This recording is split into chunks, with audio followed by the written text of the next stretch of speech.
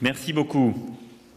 Madame la ministre fédérale de l'Éducation et de la Recherche d'Allemagne, Monsieur le commissaire européen, cher Carlos, Mesdames et Messieurs les ministres, Monsieur le député Dany, Mesdames et Messieurs les parlementaires, Monsieur le recteur de Paris, Monsieur l'administrateur du Collège de France, Mesdames et Messieurs, chers amis.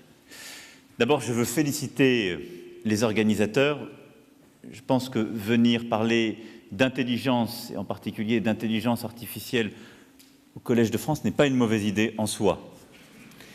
Et elle nous ramène à une histoire glorieuse de notre pays, à des choix profonds qui ont d'ailleurs été de rassembler, dans un traumatisme sur lequel il ne convient pas de revenir aujourd'hui quant à la relation entre la France et son université plus largement, mais de rassembler les plus grands esprits dans un lieu et de chercher à éclairer plus largement. Ensuite, j'ai compris, Monsieur l'administrateur général, votre message. Il convient que je reprenne à la lettre les préconisations du lointain successeur de Claude Bernard pour m'assurer que la stratégie sera ainsi grandement poursuivie. Je n'en suis pas loin. Je veux en effet, avant toute chose, remercier les chercheurs éminents qui ont accepté de venir, pour certains dès hier et tout au long de cette journée, pour réfléchir, universitaires, chercheurs, entrepreneurs, start-upers, au-delà de toutes les barrières sectorielles, de tous les clivages qui parfois existent, de toutes les différences de conditions, pour partager la réflexion collective et, de manière complètement coopérative, aider à construire cette stratégie. L'intelligence artificielle, je dois le dire, donne, celui qui n'a qu'une formation philosophique et qui est donc toujours très admiratif devant les mathématiciens, les probabilistes et tous les grands scientifiques qu'il a devant lui, nous renvoie à ce qui serait l'hypothèse leibnizienne selon laquelle il y a plusieurs mondes possibles. Il y a chez Leibniz cette hypothèse que Dieu calculait pour nous le meilleur monde possible. Et il y a donc quelque chose d'une option presque prométhéenne qui nous permet de revisiter la conception du monde de Leibniz à travers l'intelligence artificielle qui nous donnerait la capacité de réaliser nous-mêmes ce calcul et à travers, en effet, des machines apprenantes, de pouvoir parcourir beaucoup plus rapidement les chemins du malheur pour choisir le bon chemin beaucoup plus tôt et beaucoup plus rapidement. C'est prométhéen, dans ce que cela comporte d'ambivalence. C'est une chance inouïe d'accélérer le calcul réservé à Dieu chez Leibniz. C'est une responsabilité énorme d'avoir dans notre main cette possibilité de le faire. Et au fond, c'est un peu de tout cela dont nous devons parler aujourd'hui, et je crois un peu de cela dont vous avez largement parlé. Nul n'a envie de se priver de cette faculté. Mais chacun la considère au moment où elle lui est offerte avec un effroi légitime. Et je dirais quiconque ne ressentirait pas une forme de peur ou ne redouterait pas cette possibilité pourrait légitimement être jugé inconscient. L'intelligence artificielle trouve son origine dès le milieu du XXe siècle. Et l'explosion des puissances de calcul, la multiplication des volumes de données, l'essor rapide de nouveaux algorithmes ont fait entrer l'intelligence artificielle dans une nouvelle ère, qui est à la fois une révolution technologique, mais aussi économique, sociale et bien évidemment éthique. Et donc une révolution politique au sens premier, le plus plein du terme, si j'ose dire. Et cette révolution, elle ne se produira pas dans 50 ou 60 ans, elle est en train de se produire. Des nouvelles opportunités nous sont offertes, des choix sont déjà devant nous, de poursuivre ou non certains chemins d'innovation, de les encadrer, d'ouvrir ou non certaines possibilités qui nous sont offertes. Et donc, nous sommes déjà dans cette nouvelle grammaire que je viens d'évoquer, où nous devons articuler la radicalité de choix et d'innovation profonde technologique, sociale, économique, et la responsabilité de choix éthiques. Et c'est pourquoi je veux remercier tout particulièrement Cédric Villani d'avoir rendu à ce sujet un rapport extrêmement éclairant. à travers les 300 auditions qu'il a un instant rappelées, les réflexions préalables de France IA, que je remercie, de l'Office parlementaire d'évaluation des choix scientifiques et technologiques, de la CNIL, et par ce travail à la fois de synthèse, d'audition et d'invention, parce que la réflexion en suppose, il a donné de l'intelligence artificielle une vision précise, débarrassée de préjugés anxiogènes, mais responsable. Et dans le dialogue qu'il a su mener dès le début avec les ministres, je remercie non seulement pour leur présence, mais leur action dès le début de ce travail, il a permis de faire émerger ces quelques lignes de force que je veux exposer devant vous aujourd'hui. Il ne s'agit pas d'avoir une stratégie pensée d'en haut, si je puis dire, venant d'en haut, qui viendrait s'abattre sur ce qu'est l'intelligence artificielle. D'abord, ce serait vain de vouloir le faire dans un seul pays, et ensuite, ce serait contraire à la dynamique même de ce qu'est l'intelligence artificielle, dont l'une des forces est justement d'avoir donné le pouvoir aux multiples face à l'un. Et donc, il nous faut penser la capacité à en définir les règles et la stratégie, qui suppose un moment de synthèse et de décision démocratique, dans ce mouvement perpétuellement pensé par la multiplicité des acteurs et cette arborescence permanente qui passe par l'innovation de ce multiple. Autrement dit, nous devons tenir d'une seule main, en même temps, diraient certains, le progrès technique et le progrès humain, la transformation économique et la transformation sociale, et réussir à faire que cette utopie prométhéenne ne devienne pas une dystopie. Alors pour cela, il nous faut d'abord ne pas céder à ce qui a parfois été un tropisme européen, et je dirais presque souvent un tropisme français, qui est que la conscience parfaite et aiguë de tous les effets non souhaitables d'une innovation puisse nous conduire à refuser de prime abord une innovation. Nous avons parfois ce défaut, nous l'avons eu dans notre vie industrielle ou d'innovation récente. Il ne faut pas y céder. Et donc je crois que la première chose sur laquelle nous devons nous mettre d'accord, c'est qu'il ne faut pas avoir peur et refuser le changement. D'abord parce qu'il est à l'œuvre partout, et parce qu'il peut conduire aussi au meilleur et à des innovations qui nous permettront de vivre mieux. Ensuite, il ne faut pour autant, c'est je crois le deuxième principe que nous devons nous fixer, pas être naïf et considérer que le changement, l'innovation technologique et ce mouvement qu'on n'arrive pas toujours à parfaitement synthétiser sur le plan conceptuel, portera en lui-même les conditions de sa propre régulation et donc sa bonne articulation avec le bien commun. Ça n'est pas vrai. Et nous vivons d'ailleurs dans un monde qui est plein des excès liés aux externalités négatives des changements contemporains et à l'incapacité que les acteurs multiples ont eu de penser la propre régulation, ou de penser, si je puis dire, le propre inhibiteur à leur action parfois, qui permet d'articuler les actions individuelles avec le bien commun. En la matière, je ne crois pas totalement à la parfaite composition des intérêts individuels et à la main invisible. Et donc, il ne faut ni avoir peur, ni être naïf, mais définir ce chemin de crête qui nous permettra d'avoir une stratégie pour l'intelligence artificielle. Cette stratégie, à mes yeux, elle passe par 4 éléments principaux qui procèdent largement du travail présenté par Cédric Villani et de ce que, ensemble, vous avez conçu. Le premier, c'est de nous mettre en situation de construire, ou je dirais plutôt de conforter, en France et en Europe, l'écosystème de l'intelligence artificielle, et en particulier en ce qui concerne les talents, un véritable réseau de recherche et l'expérimentation. Le deuxième axe, c'est justement d'engager une politique résolue d'ouverture des données afin de favoriser l'émergence en France de champions de l'intelligence artificielle ou d'encourager leur développement.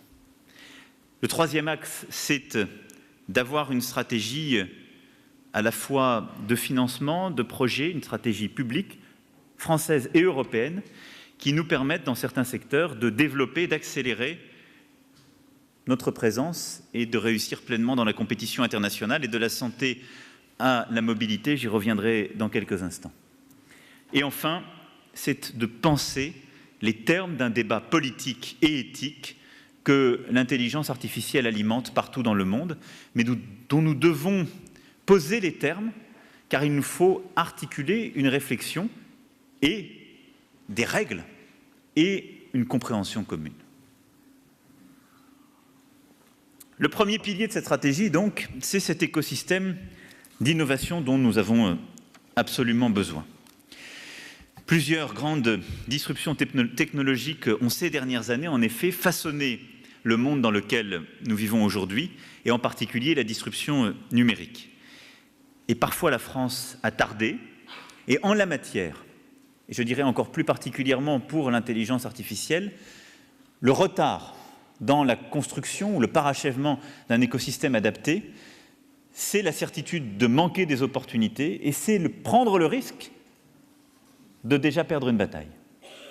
Et donc, la capacité à améliorer cet écosystème, ce sont des opportunités supplémentaires et ce sont plus de chances pour notre écosystème de formation, de recherche et notre écosystème économique de réussir. Nous avons des atouts pour réussir dans l'intelligence artificielle.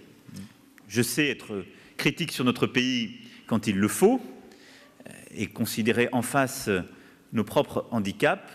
En la matière, nous avons des atouts parce que nous avons d'ores et déjà des talents. Nous avons une excellence de la formation en sciences de l'informatique, en mathématiques. Notre rapporteur du jour ne dira pas le contraire. Et nous avons des talents qui ont essaimé et qui ont les uns et les autres, et plusieurs sont dans cette salle, en Europe comme au-delà de l'Europe, construit l'excellence en la matière. Ce sont des chercheurs, des entrepreneurs français qui ont aidé au pilotage automatique de nos avions, aux réalisations les plus parachevées des images synthétiques que nous pouvons voir ou aux théories les plus avancées qui ont permis la technologie des effets spéciaux. Ces talents, nous les avons. Ces écoles, nous les avons, cet écosystème, il est là. Il a d'ailleurs convaincu certains qui le connaissaient bien de revenir ou d'investir en France ces dernières années. Je pense en particulier à Facebook, Google, Samsung, DeepMind. Je remercie pour leur confiance parce qu'ils ont permis de fertiliser cet écosystème. Et c'est à cette excellence que nous devons les annonces d'implantation de ce jour, les centres de recherche de Samsung, Fujitsu, IBM, DeepMind, venant rejoindre ceux de Google ou Facebook, vont contribuer à créer en France un maillage de compétences, de laboratoires, d'expérimentation au meilleur niveau mondial, ce qui est un atout formidable. Cet atout, c'est l'intelligence française dans ces secteurs qui en est le responsable. Et c'est la capacité des dirigeants de laboratoires, d'écoles, d'universités, d'organismes qui a permis, durant ces dernières générations, de le consolider. Et de ça, je vous remercie profondément. Maintenant, j'entendais des inquiétudes exprimées par certains qui sont dans cette salle avec qui je discutais informellement hier, qui disent on arrive même presque à un point où notre capacité à former et garder dans cet écosystème public français les talents est à risque. Et donc nous devons entendre ce message et prendre nos responsabilités pour que cet écosystème puisse continuer à se développer et accélérer sa croissance sans être fragilisé. C'est pourquoi il nous faut prendre quelques décisions. La première, c'est que nous allons mettre en place un programme national pour l'intelligence artificielle. Il sera coordonné par l'INRIA, en lien avec les autres organismes de recherche partenaires et les universités liées, et il impliquera l'ensemble de la communauté scientifique française. Nous mettrons en place en particulier un réseau emblématique de 4 ou 5 instituts dédiés, ancrés dans des pôles universitaires émaillant le territoire français. Ces pôles, ils existent pour certains d'ores et déjà, nous ne partons pas de rien. Initiative Prairie à Paris, à Saclay avec l'Institut Data IA et le projet DigiHall, et nous allons en développer en partenariat pour avoir justement ce réseau, cette communauté très ouverte, mais qui aura une interaction permanente et qui permettra d'amplifier, de consolider rapidement d'autres nœuds du futur réseau à Toulouse, à Grenoble et dans de nombreux autres sites. Ce réseau, connecté à l'écosystème français de recherche universitaire, sera le vaisseau amiral de la recherche publique française en matière d'intelligence artificielle et un élément essentiel dans la formation de nouveaux talents. Il aura vocation à accueillir des financements privés. Et je sais combien la ministre veille justement à ce bon partenariat et à ces équilibres. Et je veux ici saluer les partenaires industriels qui ont d'ores et déjà souhaité s'y associer, ce qui permettra de créer, au-delà de ce qui existe aujourd'hui, des chaires d'excellence qui nous permettront aussi de faire venir, pour un temps de leur carrière ou de manière plus stable, les meilleurs chercheurs ou chercheurs entrepreneurs du monde en la matière pour qu'ils viennent s'installer un temps en France. Je souhaite en particulier que ces projets soient tournés vers nos partenaires européens et en premier lieu vers l'Allemagne. C'est pourquoi une part des financements sera dès l'origine fléchée vers des projets franco-allemands en la matière. Nous devons également faire un effort tout particulier sur la formation. Il nous revient en effet de veiller à ce que l'université française fournisse à ce domaine de recherche les compétences nécessaires à la croissance de l'écosystème. Le premier enjeu de l'intelligence artificielle à l'échelle mondiale, ce sera celui des talents. C'est déjà celui des talents. Nous avons une attractivité par notre excellence parce que nous sommes moins chers que beaucoup d'autres, mais le risque est qu'il y ait un assèchement rapide de ce vivier, que plusieurs d'entre vous ont pointé. Si notre système d'enseignement supérieur ne s'est pas formé et attiré assez de techniciens, d'ingénieurs, de docteurs, pour alimenter le développement des laboratoires et des entreprises en France, pour garder aussi ces talents dans la formation des nouvelles générations, nous ne parviendrons pas à consolider cette conquête d'un horizon nouveau. C'est pourquoi nous doublerons le nombre d'étudiants formés à l'intelligence artificielle, depuis la licence jusqu'au doctorat, en passant par les formations professionnelles courtes, et prévoirons les financements qui correspondent à ce doublement. La France, pour tenir son rang, devra également rayonner au plan international. Je viens de l'évoquer, c'est la nécessité d'avoir des chaires individuelles pour attirer les meilleurs chercheurs. Ce sera aussi la mise en place d'une série d'appels à projets sur le mode de ce que nous avons fait avec Make Our Planet Great Again, autour de cette initiative consolidée par le CNRS, qui a permis, à travers des appels à projets, de sélectionner les meilleurs projets mondiaux et de financer de manière différentielle les meilleures recherches en la matière. Et donc attirer les meilleurs enseignants, enseignants-chercheurs, pour une part de leur carrière ou pour une année, attirer les meilleurs projets de recherche à travers ces sélections pour faire justement de la France un lieu d'attractivité et de compétitivité internationale en la matière. L'excellence de notre recherche sera le terreau de nos champions industriels futurs. Pour cela, nous devons augmenter drastiquement la porosité entre la recherche publique, indispensable, et le monde industriel. Peut-être encore plus dans le domaine de l'intelligence artificielle que dans d'autres, ce que nous avons connu durant les générations précédentes d'innovation. Et c'est pourquoi nous ferons, dans la loi Pacte à venir, que portera le ministre de l'économie et des finances, nous porterons une réforme travaillée de près avec la ministre de la Recherche, qui supprimera le passage obligatoire auprès de la commission de déontologie ou qui autorisera un chercheur public à consacrer jusqu'à la moitié de son temps à une entité privée, alors qu'aujourd'hui c'est plafonné à 20%. Ce qui a conduit, et j'en ai eu la démonstration ces derniers jours dans les discussions que j'ai pu avoir avec les uns et les autres, beaucoup trop de chercheurs à aller rejoindre des universités anglo-saxonnes qui leur permettaient cette souplesse, et en m'expliquant que c'était précisément pour cette souplesse qu'ils faisaient un tel choix. Parce que c'est dans cette fertilisation croisée que nous construirons un véritable écosystème de recherche.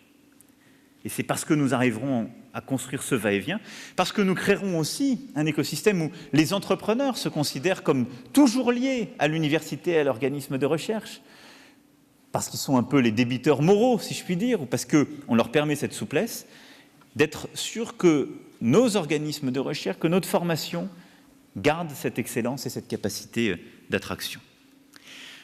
Je souhaite également, et c'est absolument clé pour que cet écosystème de l'intelligence artificielle soit pleinement adapté à nos défis contemporains, qu'on donne plus de place à l'expérimentation. Vous l'avez rappelé, monsieur le député, et je le dis ici très clairement, nous avons besoin aujourd'hui d'améliorer notre rapidité dans les délais, les autorisations en matière d'expérimentation, si nous voulons développer jusqu'au bout nos propres innovations ou les favoriser. le temps aujourd'hui nécessaire pour tester une innovation en France, qu'il s'agisse d'un algorithme et de ses effets finaux sur tel ou tel débouché, ou d'un médicament, il n'est pas toujours et tout à fait celui d'une économie de l'innovation. Je sais combien la ministre des Solidarités et de la Santé est également attachée à ce sujet. Je souhaite donc que nous puissions, à court terme, relancer d'ici l'été un appel à expérimentation afin d'introduire par amendement dans la loi Pacte des modifications législatives autorisant les expérimentations les plus significatives. Je souhaite donc que dans chaque secteur lié à l'intelligence artificielle, si des évolutions, des améliorations de nos dispositifs d'expérimentation sont souhaitées et relèvent de dispositions législatives, nous puissions l'examiner pour les modifier à l'été, comme nous allons le faire sur certains secteurs sur lesquels je reviendrai dans quelques instants. Au-delà, nous réformerons fondamentalement le programme France Expérimentation, Monsieur le secrétaire d'État au numérique, qui doit devenir à la fois permanent et ancré dans les missions de chaque ministère. Cette capacité justement à diffuser l'expérimentation, l'innovation au cœur même de l'action de l'État est un élément essentiel pour réussir ce pari de l'intelligence artificielle qui est d'abord et avant tout un pari sur l'intelligence humaine, la capacité à former, à faire de la recherche, à aller plus vite dans celle-ci, à pouvoir expérimenter beaucoup plus rapidement. C'est en créant cette matrice puissante que nous serons en mesure d'entrer dans la compétition mondiale où les anglo-saxons et les Chinois ont déjà investi massivement. Et cette avance n'est en rien une fatalité si nous arrivons à développer cet écosystème en France comme en Europe. Et c'est ce même combat de transformation de cet écosystème que je souhaite mener dans le cadre du prochain budget comme dans le cadre des discussions en cours au niveau européen. Le deuxième chantier qui doit être le nôtre, c'est celui des données. Vous en avez rappelé toute l'importance un instant, le commissaire aussi. Et c'est un atout de la France. Nous avons des bases de données centralisées massives qui nous offrent l'opportunité de nous positionner à la pointe de l'intelligence artificielle dans certains secteurs. Beaucoup reprochent parfois à la France d'être un État jacobin. Cela a des avantages, c'est que c'est organisé, c'est structuré, et dans ces moments-là, cela peut être une chance. Il faut donc savoir l'utiliser.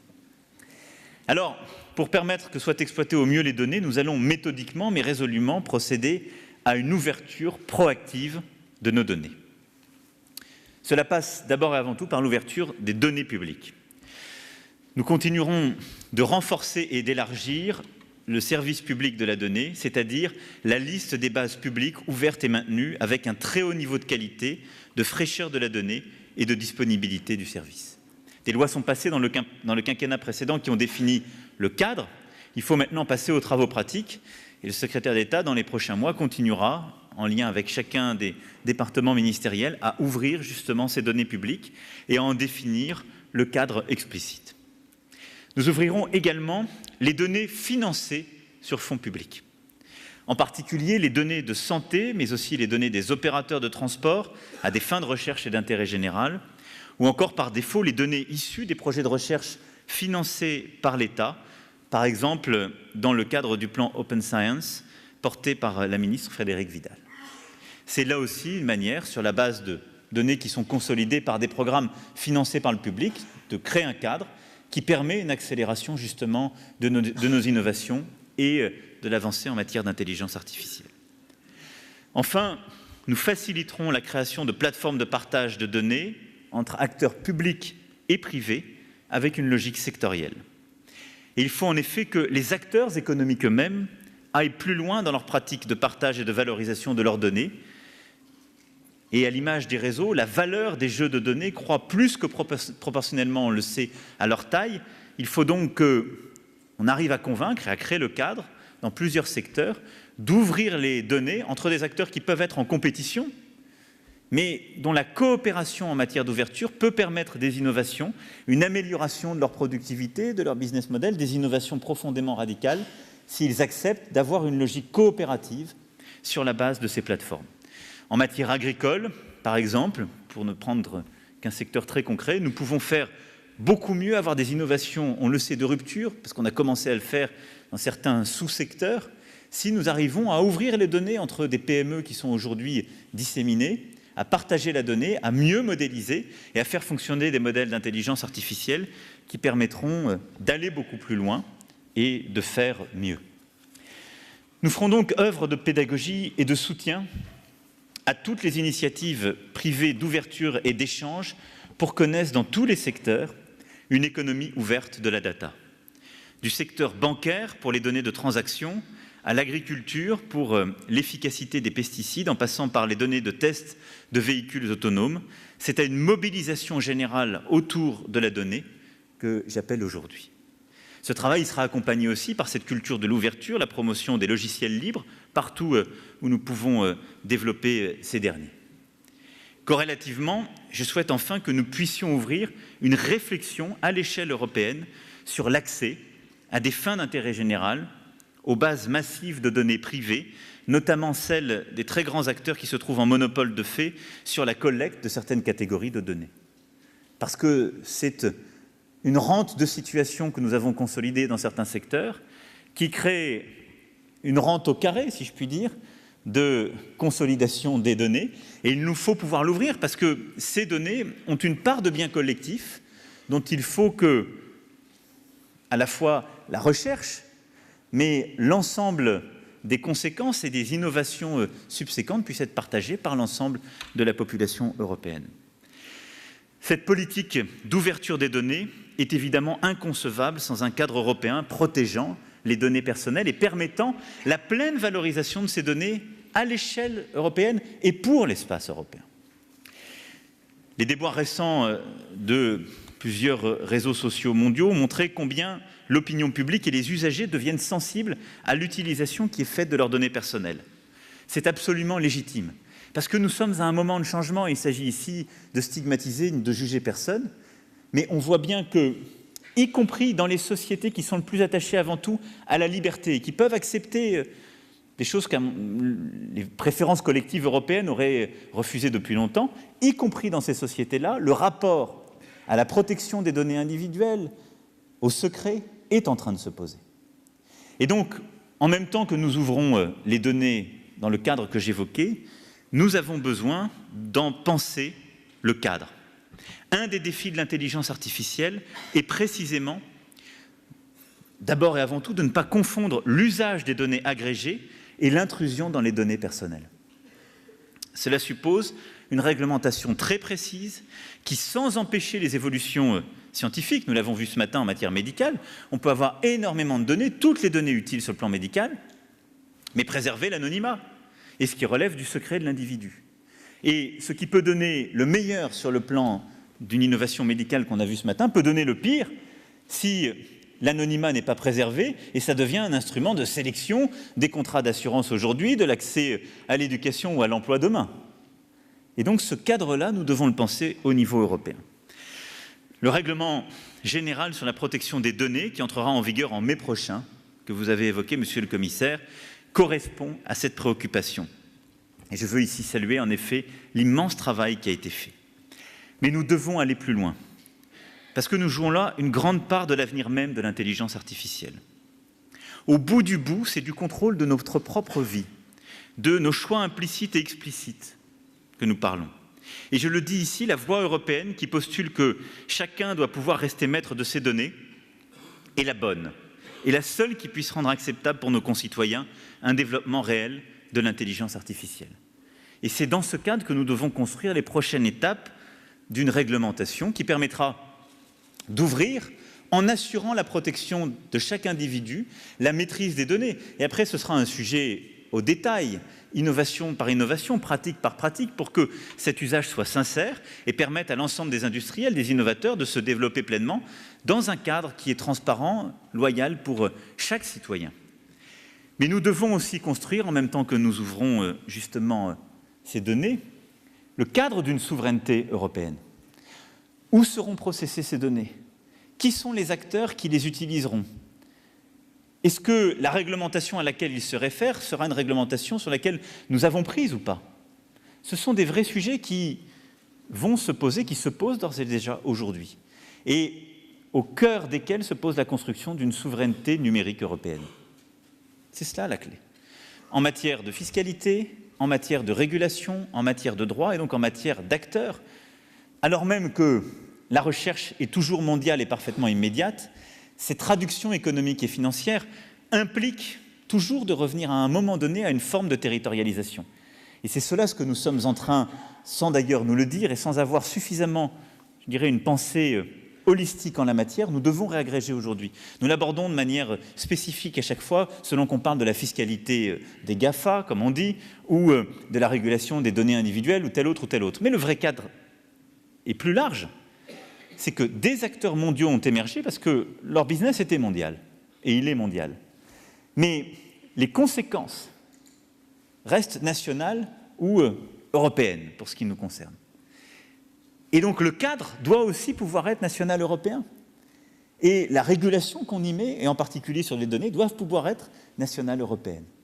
Et donc c'est cela ce qu'il nous faut inventer dans les prochains mois et prochaines années.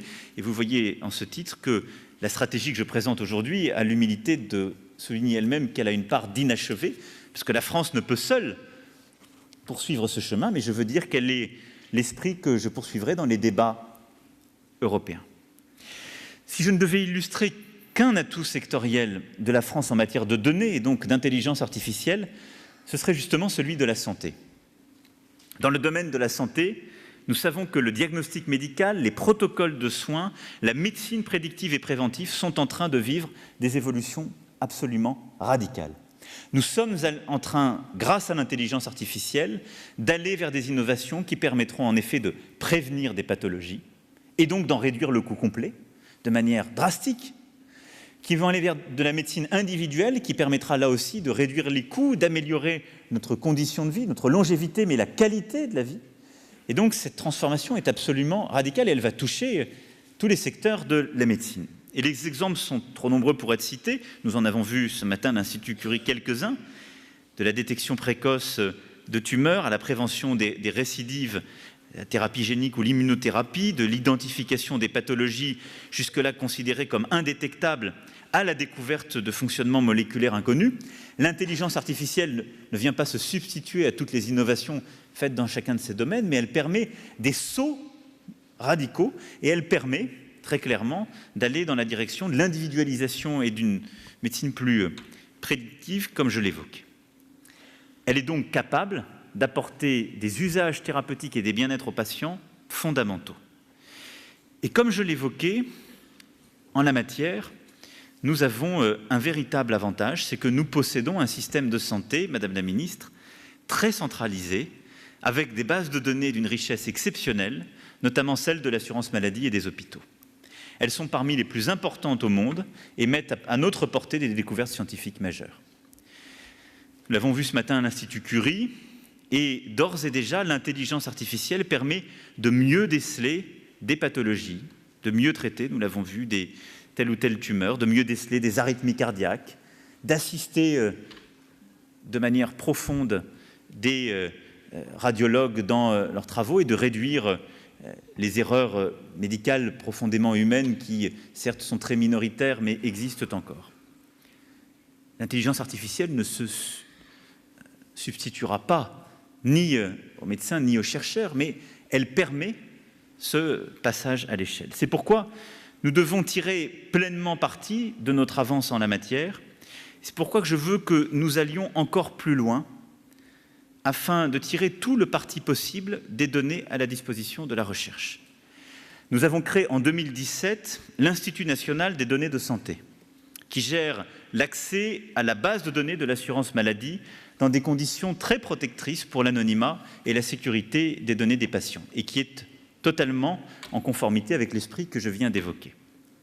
Je souhaite que nous puissions créer sur cette base un véritable hub des données de santé, structure partenariale entre producteurs et utilisateurs des données, qui pilotera l'enrichissement continu, mais aussi la valorisation du système national de données de santé, pour y inclure à terme l'ensemble des données remboursées par l'assurance maladie, en ajoutant les données cliniques des hôpitaux, les données de la médecine de ville, ainsi que les données de grande qualité, scientifiques et médicales, créées dans le cadre de cohortes nationales.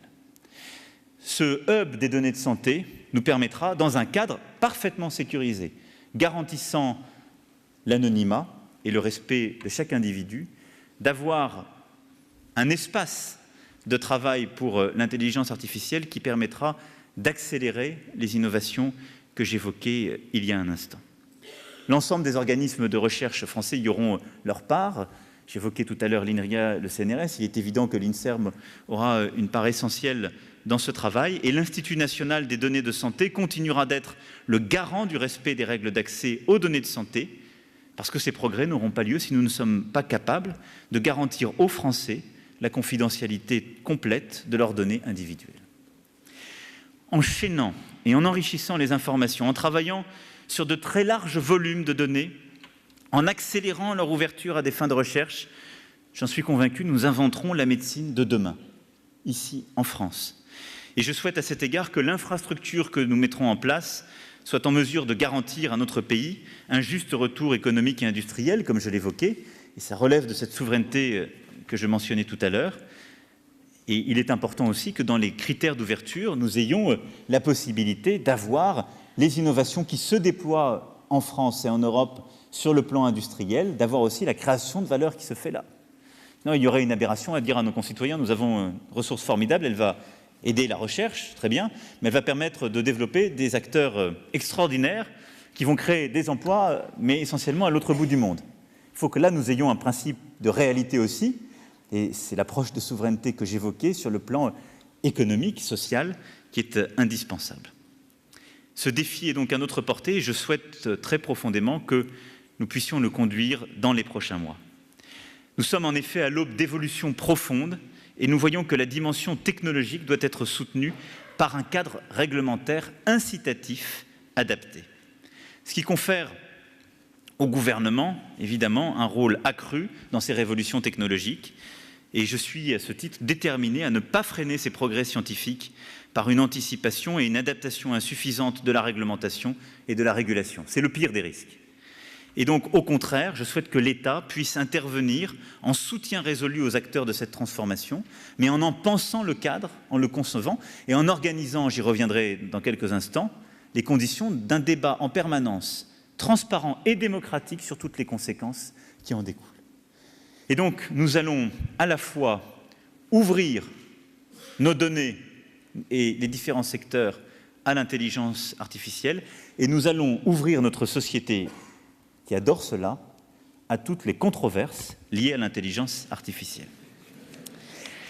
Le troisième pilier de notre action, c'est évidemment le cadre réglementaire et financier national et européen.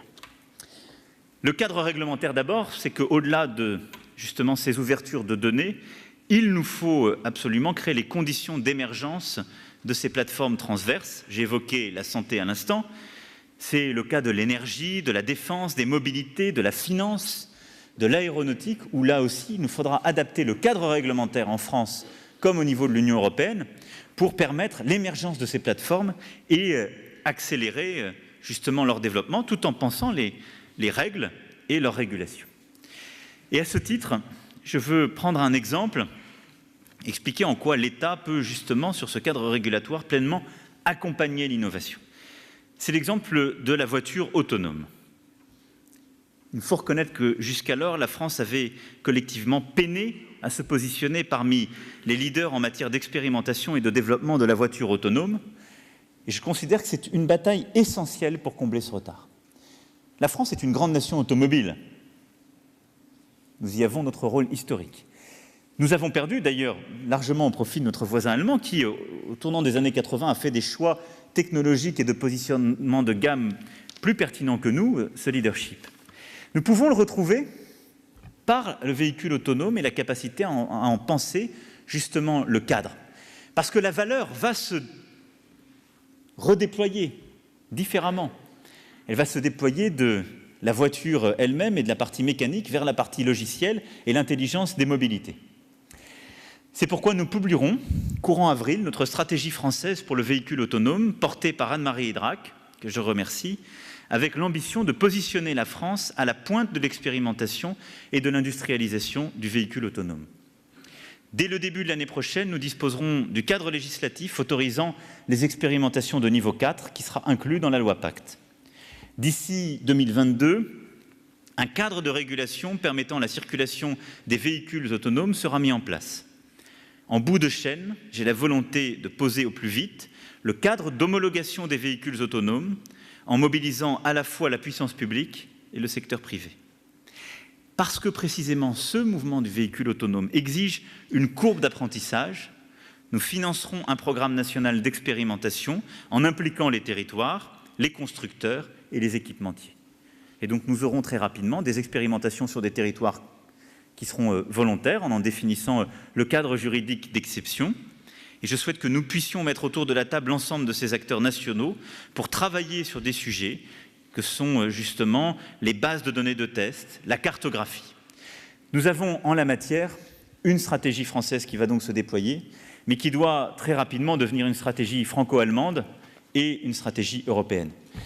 Et là-dessus, le choix, il est dans la main de nos pays.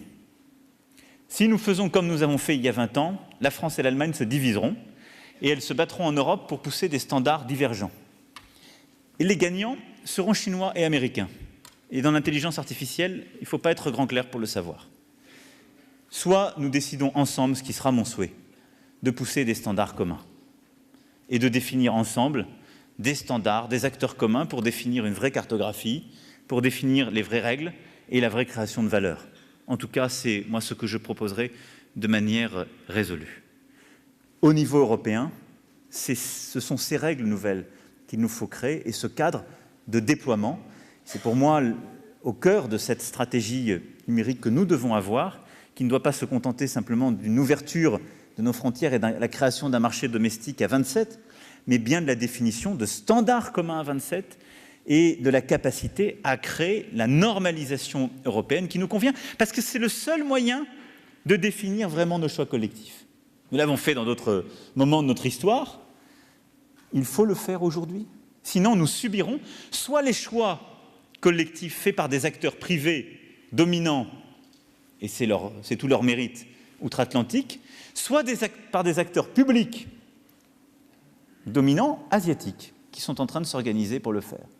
Et donc, si nous voulons garder l'équilibre européen et la capacité à réguler qui est la nôtre, il faut absolument construire ce cadre de régulation. En matière de financement, nous devons aussi avoir une approche volontariste. L'intelligence artificielle sera le premier champ d'application du Fonds pour l'innovation et l'industrie de 10 milliards d'euros mis en place en début d'année. Sur les revenus de ce fonds, copiloté par le ministre de l'économie et des finances et la ministre de l'enseignement supérieur, de la recherche et de l'innovation, nous isolerons dès les prochains mois 100 millions d'euros destinés à l'amorçage et la croissance de nos start-up en intelligence artificielle.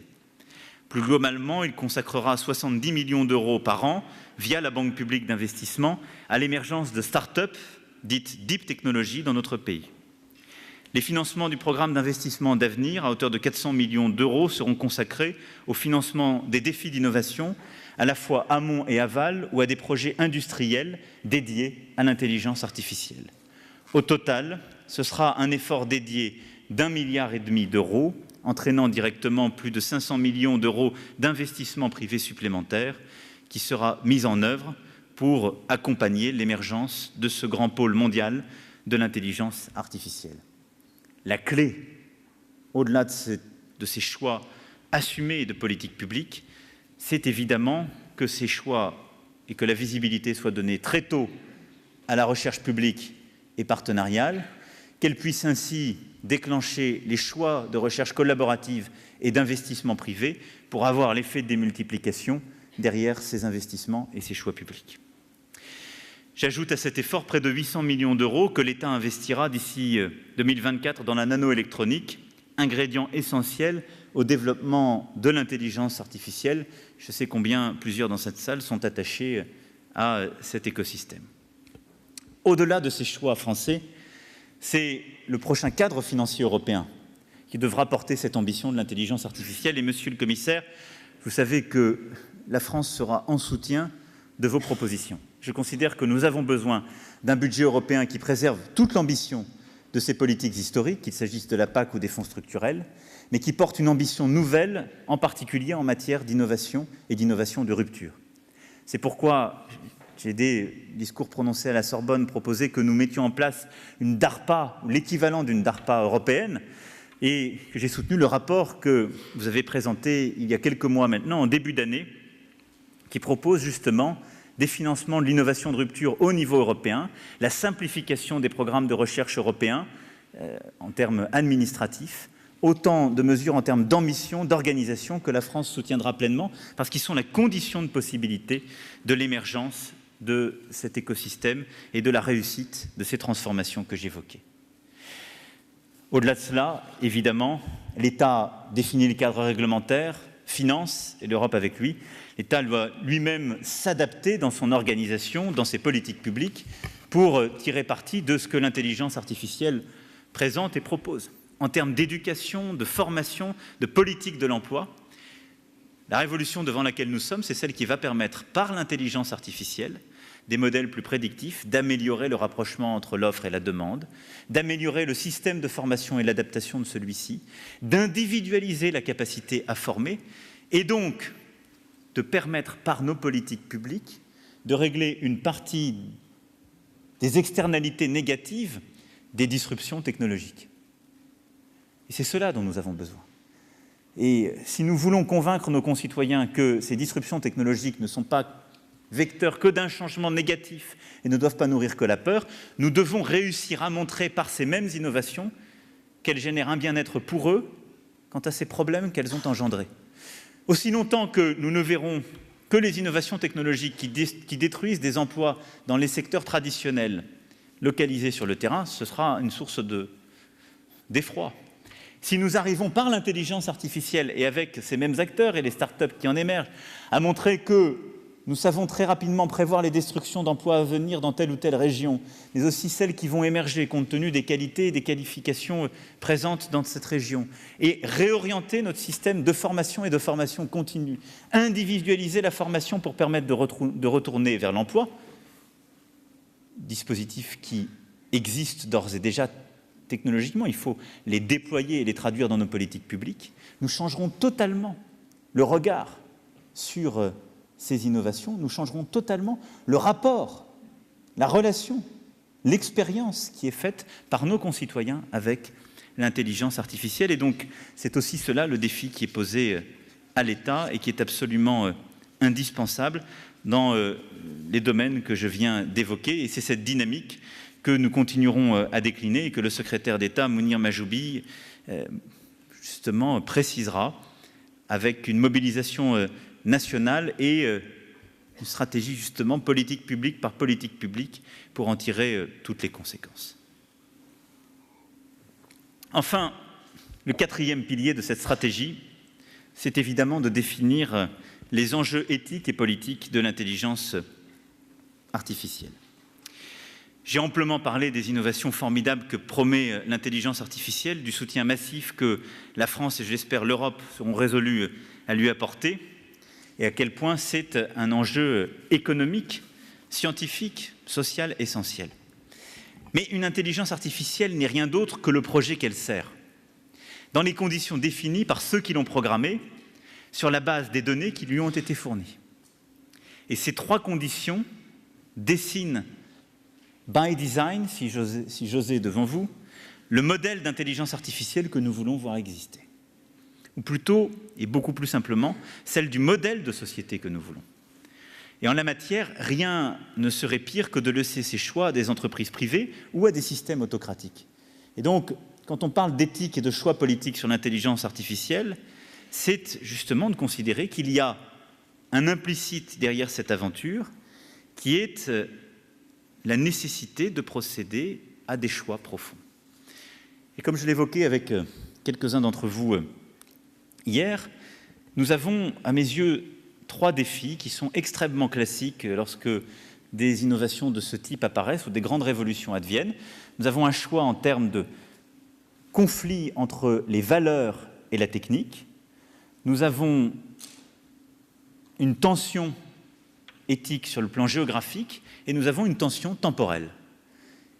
Nous nous retrouvons dans un système et une grammaire qui nous est familière à ce titre. Et c'est cela qu'il nous faut penser. Le choix entre valeurs et technique, c'est que, aussi longtemps que la technique sert le bien commun, il y a peu de conflits. les innovations de santé que j'évoquais, une start-up qui va permettre cette médecine prédictive individuelle, il n'y aura pas de sujet. La tension éthique et le rapport à nos valeurs advient le jour où les acteurs qui l'utilisent ne respectent pas les valeurs collectives ou les préférences collectives qui sont les nôtres. Et donc, permettre à une start-up d'utiliser les données françaises pour permettre justement des innovations, une amélioration des patients français, tout le monde sera d'accord. Mais le jour où cette start-up est basée dans un pays qui ne respecte pas, ou ne regarde pas, ne se considère pas comme obligé par ni le droit français ni le droit européen, et a des préférences collectives qui sont profondément différentes, nous aurons un problème. Et donc, ce sujet, c'est que préexistent à ces choix techniques des choix en termes de valeurs qu'il va nous falloir poser et constamment suivre. Ces valeurs sont celles que nous avons déjà commencé à explorer dans nos débats contemporains, le respect de la liberté individuelle, le respect de l'intimité et de ce qui relève justement de notre propre vie privée. Mais il y aura d'autres sujets de valeurs qui seront posés, où des préférences auront à s'exprimer, et ceci devra être discuté pour en définir le cadre. Et il nous faut garder la confiance démocratique de cette innovation. C'est la clé. Et donc, nous aurons des débats de valeurs sur ce sujet pour savoir où sont nos préférences et quelle est notre capacité à articuler la technique avec ces préférences, mais il nous faut aussi s'assurer que ces évolutions techniques ne viennent jamais corrompre la confiance démocratique. Parce que le jour où un président de la République ne pourra plus expliquer à ses concitoyens les conséquences d'une innovation qu'il aura permise, nous aurons un problème de confiance démocratique. Parce que les concitoyens diront « mais alors qui décide ?» Ça n'est donc plus vous, ça n'est donc plus les gens que nous élisons démocratiquement. Pour ce faire, il nous faudra mettre à la fois de la transparence et de la loyauté dans le système. De la transparence, c'est-à-dire que la clé est de mettre partout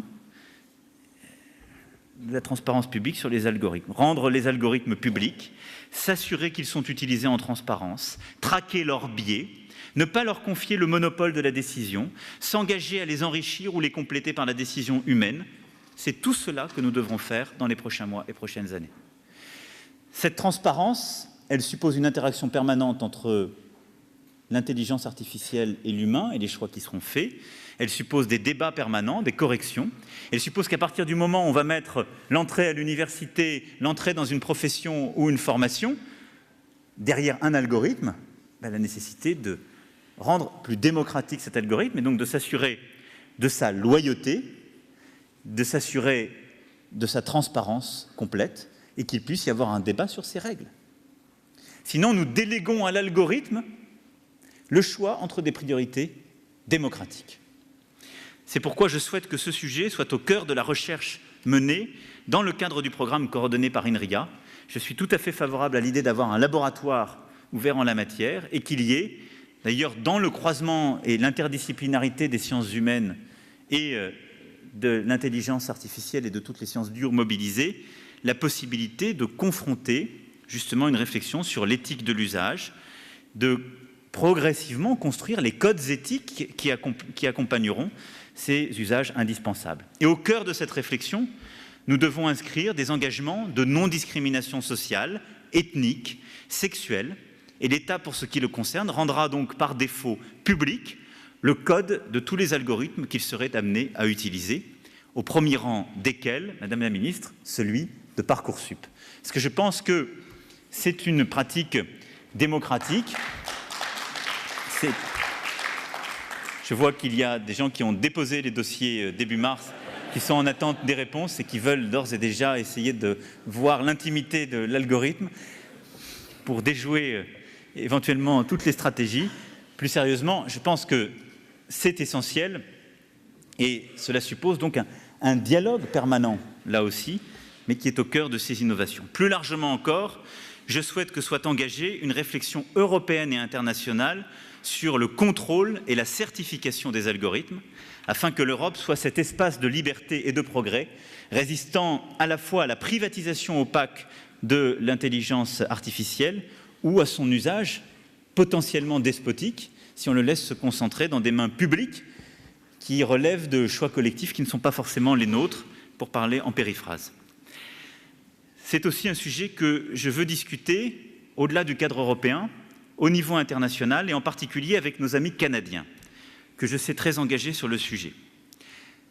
Nous aurons l'occasion début avril d'avoir cet échange et je souhaite que nous puissions aller jusqu'à créer un GIEC de l'intelligence artificielle, c'est-à-dire véritablement de créer une expertise mondiale indépendante qui puisse mesurer, organiser le débat collectif et démocratique sur les évolutions scientifiques de manière totalement autonome, de manière totalement indépendante et de nourrir le débat démocratique dont nous aurons besoin. Parce que l'un des sujets clés qui se fera jour et qui existe déjà, ce sera l'indépendance de la recherche et justement de la discussion qui aura cours autour non seulement des algorithmes, mais de toutes les réflexions autour de l'intelligence artificielle. Je crois donc qu'il revient aux États, aux puissances publiques, d'investir en la matière et de garantir le cadre mondial de cette indépendance à travers ce GIEC de l'intelligence artificielle. C'est une responsabilité morale, c'est aussi la garantie que nos démocraties ne succomberont pas en quelque sorte à un syndrome orwellien où la technologie n'est plus un instrument de liberté, mais une forme d'instance de contrôle, et cela suppose aussi toute l'interdisciplinarité que j'évoquais.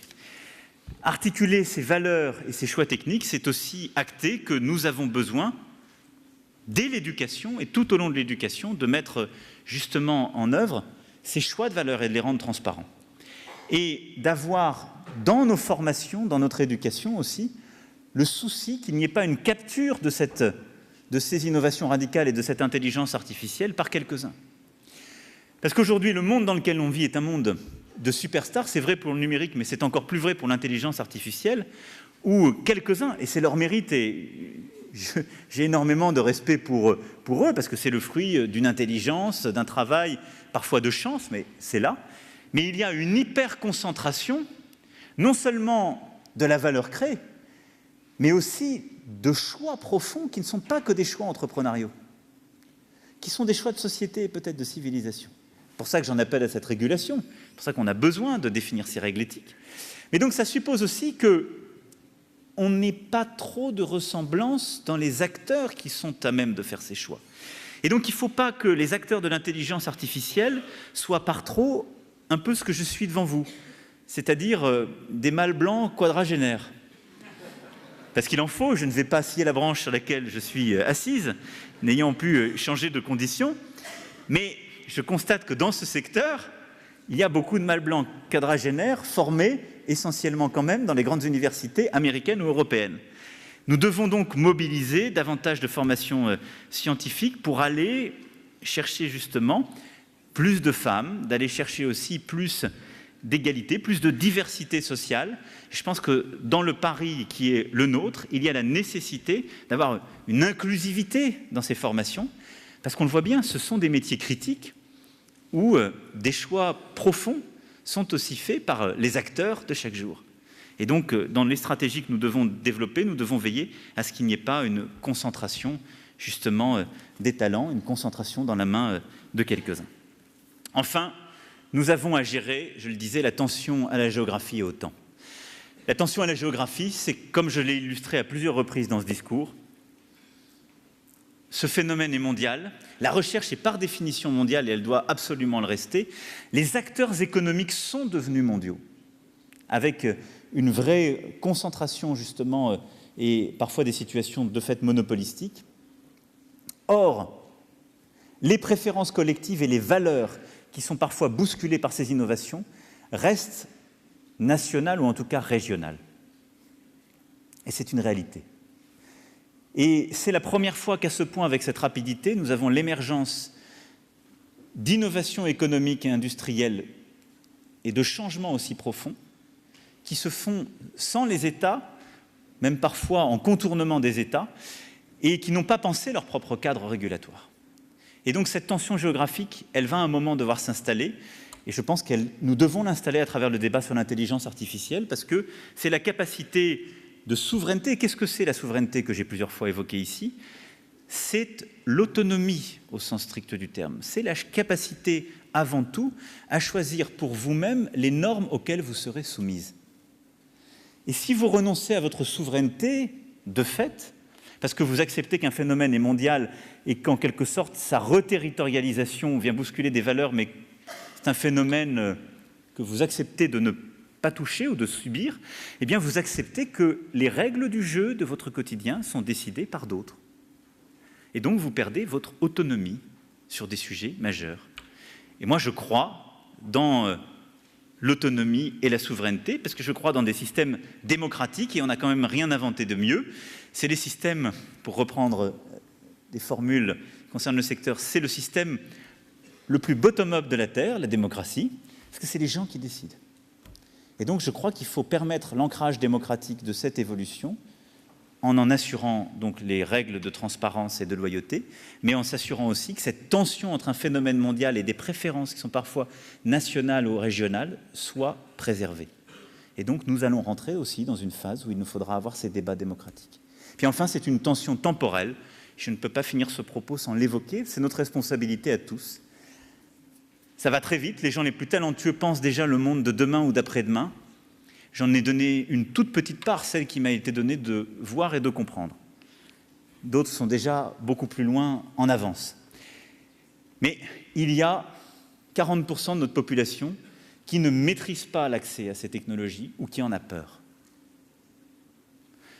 Et on ne peut pas construire des choix démocratiques éclairés si on reste dans cette situation, parce qu'il y a une phase de digestion démocratique qui va avec les usages de toute la population, en tout cas d'une large majorité, et l'accélération de nos technologies. Et donc il va nous falloir articuler collectivement, et ça c'est entre les acteurs industriels, économiques, les chercheurs et les acteurs étatiques ou européens internationaux, il va nous falloir trouver l'équilibre dans cette tension permanente qui sera la nôtre sur ce sujet, où chaque jour nous aurons le sentiment d'être Prométhée, mais où il nous faudra avoir, comme disait Rimbaud, la dure réalité à étreindre paysan. Et Prométhée finit mal quand il oublie le paysan, surtout dans des démocraties. Et donc, cette tension-là, il nous faudra aussi la vivre. Et on n'est pas forcément le plus moderne quand on oublie son voisin de palier. Et donc, parce qu'on vit à la fin avec son voisin de palier. Et ça, c'est quelque chose qu'il nous faut aussi penser dans les innovations qui sont les nôtres. Et donc, c'est ce cadre qui suppose évidemment d'investir massivement dans la diffusion technologique et dans l'éducation. Et c'est le choix que nous avons fait depuis l'été dernier, dès la maternelle et tout au long de la formation jusqu'au supérieur, d'avoir ce choix de former aussi aux pratiques numériques. Nous allons introduire aussi une formation à l'éthique liée au numérique, parce que nous avons besoin aussi que nos futurs concitoyens soient formés à ces transformations. Voilà, mesdames et messieurs, j'ai déjà été très long, mais c'est un continent que vous m'avez proposé avec vous d'embrasser. Au fond, nous en revenons à une nouvelle étape très cartésienne de cette faculté d'être maître et possesseur de la nature. Et c'est dans cet équilibre qu'il faut toujours jouer et construire notre action. La stratégie que je viens de présenter et qui procède des travaux que nombre d'entre vous, ici, dans cet amphithéâtre, avaient construits, elle sera constamment à revoir. Et ça n'est pas un objet vertical et figé, parce que dans 6 mois, 1 an, il faudra l'adapter, le transformer, le bousculer. Mais je crois qu'à date, ces 4 piliers que j'ai présentés sont les 4 convictions profondes qui vont présider à nos choix, nos investissements, l'esprit de nos lois et l'engagement de la France. Et je l'espère très profondément, l'engagement de l'Europe pour réussir justement cette aventure de l'intelligence artificielle. Et donc, vous l'avez compris, je souhaite que la France soit l'un des leaders de cette intelligence artificielle. Je souhaite que l'Europe soit l'un des leaders de cette intelligence artificielle. Nous en avons les moyens et nous allons en créer les conditions. D'abord parce que je pense que c'est bon pour notre pays. Ensuite parce que je pense que ça crée des opportunités. Enfin parce que je pense qu'il n'y a aucune chance de prétendre en contrôler les effets ou avoir son mot à dire sur tel ou tel effet pervers si on a raté la bataille du début, c'est-à-dire d'être un acteur de cette aventure. Et donc, je ferai tout pour que nous réussissions, pour que nous soyons dans l'excellence de la formation, de la recherche et de l'excellence économique et industrielle dans la matière. Et je ferai tout pour que nous soyons aussi le lieu où l'on pense de manière coopérative, ouverte, entre toutes les sciences, entre nos concitoyens et les acteurs de justement cette transformation, pour qu'on pense l'intelligence artificielle, ses conséquences, sa place dans la société, parce que ce sera le meilleur moyen de réfléchir ensemble à la société que nous voulons construire. Merci pour votre engagement et comme vous l'avez compris, vous pouvez compter sur moi, je le dis ici sans aucune innocence, pour construire la véritable renaissance dont l'Europe a besoin. Merci à vous.